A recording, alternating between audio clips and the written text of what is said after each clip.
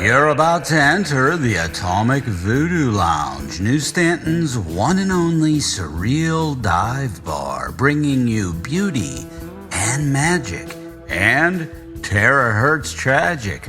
I'm Maxwell Vegas, writer, poet, musician, and author of the soon-to-be-published novel, New Stanton.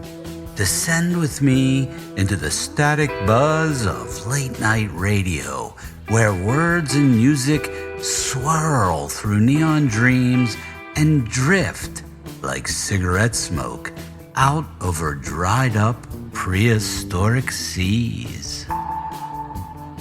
Welcome to the Atomic Voodoo Lounge Podcast, your place for a taste of the strange in liminal, noir, surreal, speculative poetry, fiction, and music. So take your place at the bar, relax, order a drink, enjoy the show. I'm Maxwell Vegas, and tonight we'll have music from Geography of the Moon and the Retroliners, the AVL's Cocktail of the Evening, another episode of the Neon Mirage's Back Alley Noir, written by Wade, curator of the DVD Vault, New Stanton Noir 5, Lucinda Visits the Neon Mirage, and more poetry by yours truly, Maxwell Vegas. Now, what are you drinking? How about something inspired by the tech noir movie Dark City? This one's called The Stranger's Shadow, a minimal, unnervingly smooth black-violet cocktail with a cold herbal edge and a smoky undertone. Easy to make, but still feels engineered by beings who don't quite understand humanity. Here's what you'll need. 2 ounces of gin, clean, clinical, emotionless.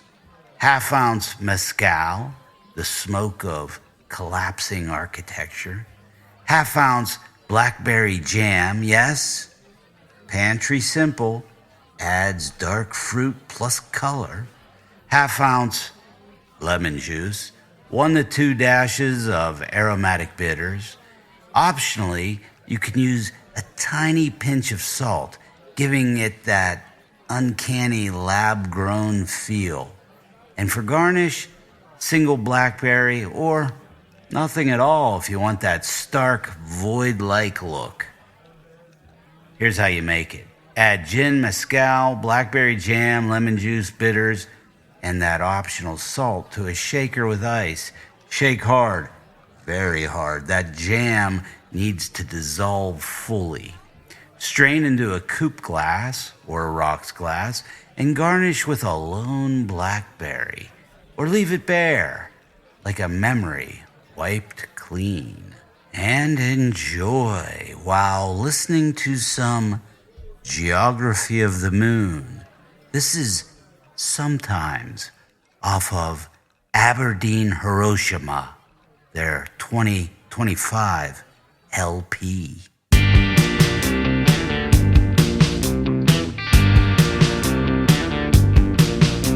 Sometimes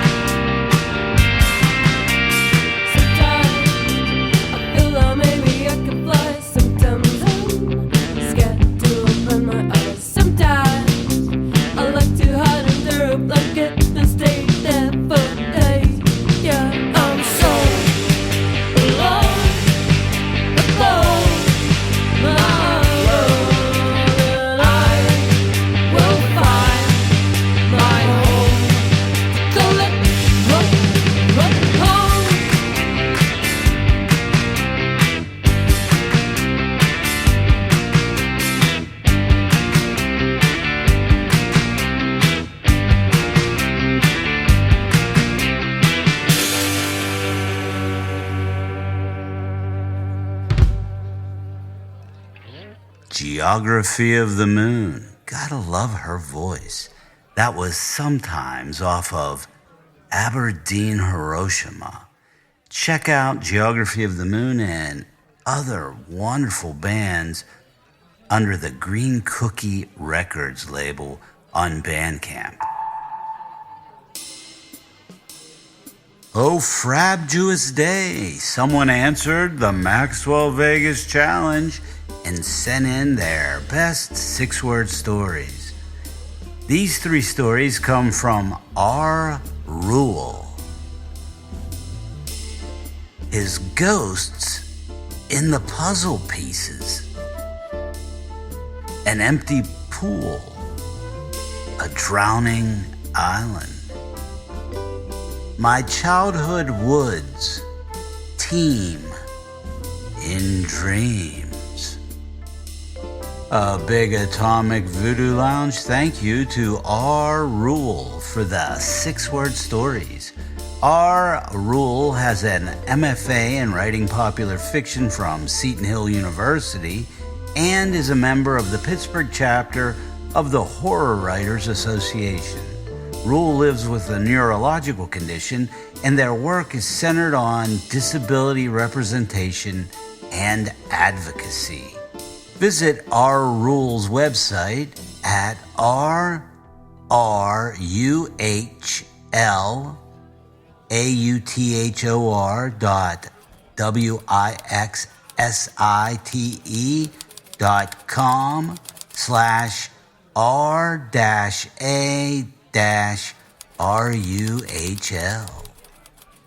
As usual, I'm sending out my Maxwell Vegas Challenge to all of my Substack subscribers.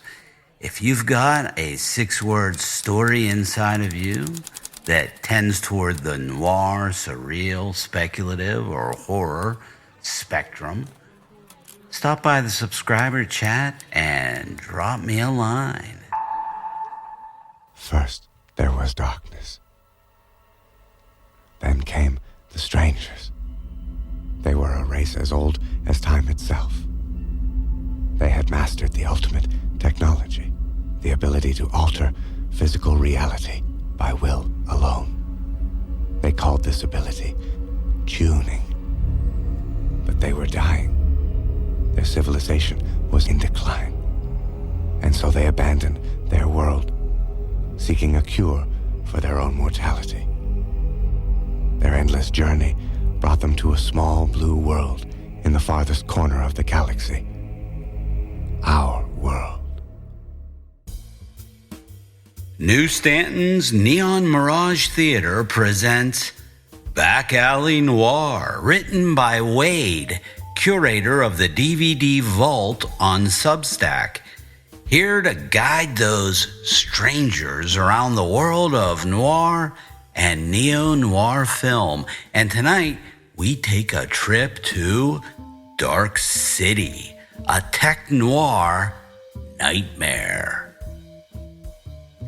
Alex Proyas's talent for world building is apparent in his earlier film The Crow, 1994, and he improves on that right from the first shots of Dark City, 1998. The film's aesthetic is pieced together with a nice blend of practical effects, miniatures, surprisingly decent digital effects, darkness is good for covering flaws, and amazing set design.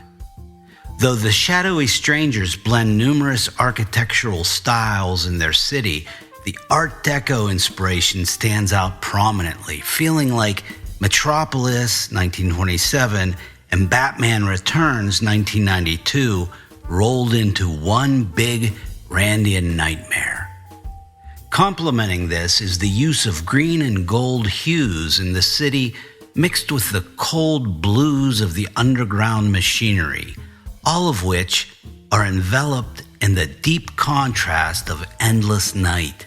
The movie looks gorgeous, and its consistently excellent framing and blocking make up for the somewhat clunky editing of a few action sequences. The narrative of Dark City opens in medias res with the protagonist, Rufus Sewell's John Murdoch, waking up in a hotel room bathtub with a butchered prostitute in the next room and no idea who he is or how he got there. The noir beats kick in as Murdoch realizes he's being framed and goes on the run while the detective archetype, Inspector Bumstead, played by William Hurt, who is no stranger to the genre, tries to track him down. Much of the noir elements are purposefully formulaic and tropey, like they were created by something imitating human life. Similarly, the city as a whole deliberately feels like a city designed for a movie, and the songs Jennifer Connelly's Emma sings at a very noir-esque cocktail lounge are purposefully vapid, carrying what we now identify as the distinct smell of AI music. There are a few hints that all is not as it seems in Dark City, such as a cab driver not knowing how to get to a major landmark, Bumstead noticing Emma's discomfort wearing a wedding ring she claims to wear every day, the complete madness of Detective Walensky, and the cryptic call from Dr. Schreiber, played by Kiefer Sutherland, in a performance that feels like he's leaning into a mad scientist archetype while harnessing his inner Peter Lorre, all while attempting to leap over the syllables he's speaking as he's speaking them. If the movie has a weakness, Sutherland is it. However, when midnight strikes and everyone but John is put fast asleep, all doubt is removed. I called bullshit here for a second because I know from experience that a car doesn't just safely roll to a stop if one falls asleep behind the wheel. The revelation that the titular Dark City is an experiment conducted by an alien race has its roots in early film and literature dealing in simulation theory, like Rainier Werner Fassbinder's World on a Wire, 1973, and the shifting of people and places at the whims of the creators, as well as the Lovecraftian madness triggered in those who uncover the ultimate truth of their world. The film reveals the architects of Dark City to be the Strangers, an alien species that share a collective unconscious and believe that the key to their survival is to learn the secret of the human soul and attain our ability to exist as individuals. This motivation is best demonstrated by the villainous Mr. Hand, who secretly envies human individuality and enjoys housing John's unique, albeit false memories when they're injected into him. The Strangers have a Hellraiser Cenobitish vibe to them with their neck-to-toe BDSM leather costuming and their tendency to clap their jaws just like the chatterbox Cenobite. Their design is effectively imposing and unsettling, and it's aided by the casting of singular character actors such as Richard O'Brien, better known as Riff Raff from the Rocky Horror Picture Show 1975, and Bruce Spence, the gyro captain in George Miller's The Road Warrior 1981. My favorite moments of Dark City come when the Strangers are using the humans' nap time to reshape their world, altering their lives and memories for the experiment. The effects during these tuning scenes are remarkable, with shots of buildings expanding and contracting, reminiscent of the self-repair effects in John Carpenter's Christine, 1983. Also, seeing the Strangers filling their quota of making mementos, love letters, teddy bears, etc. on an assembly line makes me laugh every time. It's spent decades in relative obscurity, but Dark City is a brilliant tech noir nightmare worthy of recognition among the subgenre's greats like Blade Runner 1982 and Minority Report 2002. Wade is a lit major and an educator who shares and discusses films through the physical media they're printed on. And he has an impressive movie library of over 2,300 films. For more of his insightful cinematic discussions, please visit his DVD vault at dvdvault.substack.com. You can also find him on Instagram at dvdvault. Here's the Retroliners with Smoking Section off of Lucifer's Lounge 2012.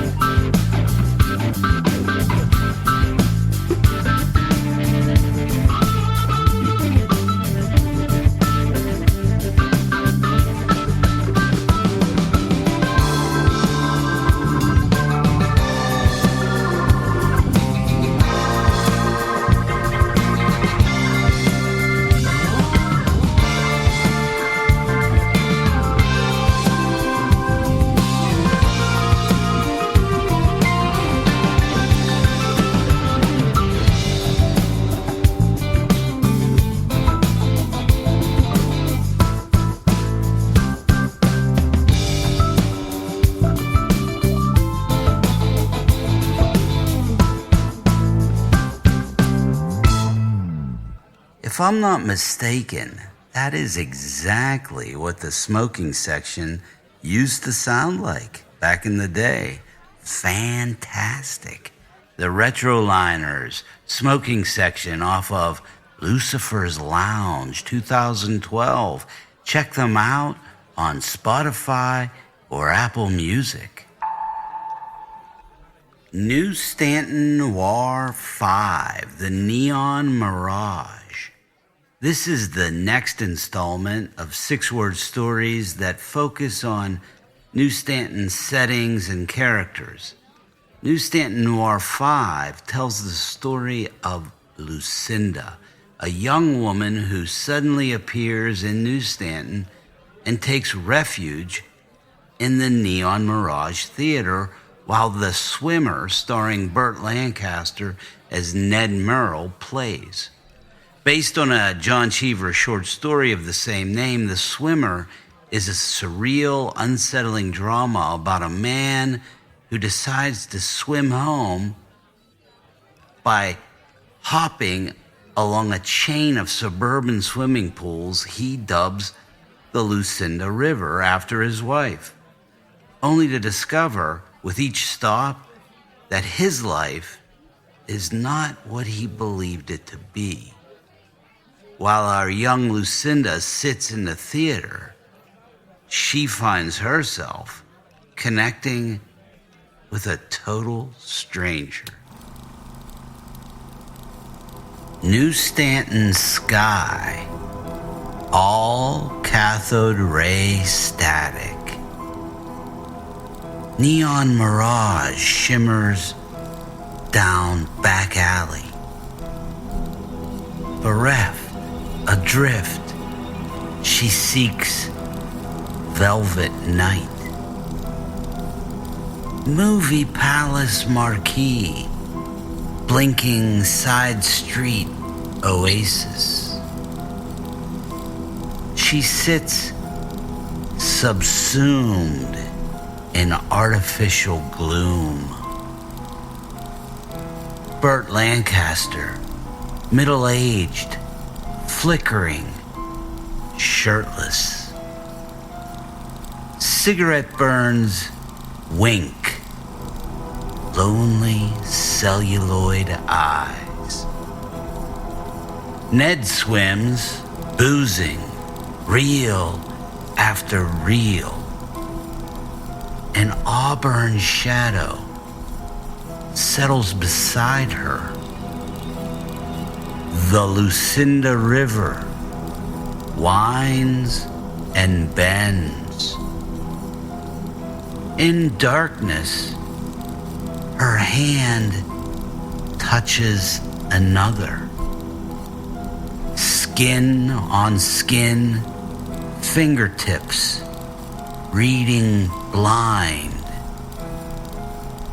Buffed nails, ridged prints, prominent veins. Connection. Ned swims on. Lucinda River. Who isn't a river? She thinks. Hands intertwined form a human delta. Whose am I swimming? She wonders. Sitting here, touching another, peacefully unsure. Still comfort along an auburn shoal. All things will be severed eventually.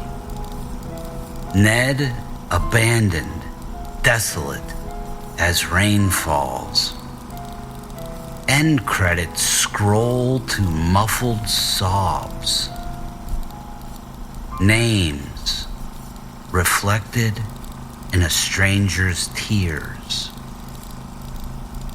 Sitting alone in the neon mirage.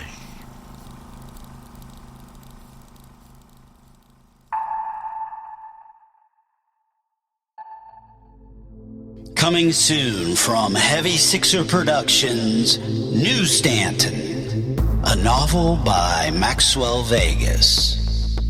Mr. Harold Dean, a shady alcoholic, just woke up with one hell of a hangover at the Starlight Inn, New Stanton's dingy motel. The only problem is, New Stanton doesn't exist. Join Mr. Dean on this postmodern night journey through buried memories, liminal spaces, and treachery as he searches for his sole means of escape, a blue 1964 Chevy Malibu. Will he be able to find his car before the evil Dr. Freytag does? Can Mr. Dean trust a host of bizarre characters to help him solve the mysteries of his own dysfunction and accept that New Stanton is exactly where he needs to be? The answer to these questions and many more lies scattered across New Stanton, a town that sits on the edge of a dried-up prehistoric sea, a town that exists inside and down.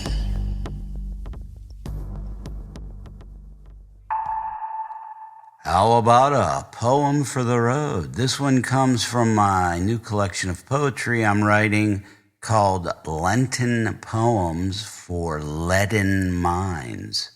You can check them all out at lentonpoems.substack.com. It's free to subscribe. This one is Logos Kiss, and it kind of ties in with the Lucinda story read a little bit earlier. Logos Kiss by Maxwell Vegas. Miss, read this, please, my eyes say, under fluorescent light, an inadvertent turning towards something, another, someone, impromptu communication along subterranean corridors of the heart. Logos, lost in desolation, separated, scattered, beside the point, more than asked for, less than needed in the flesh, a kiss of contact, a brushing encounter, an illusion. Please, miss, read this. Logos Kiss under fluorescent light, and tell me I'm not alone. Amen.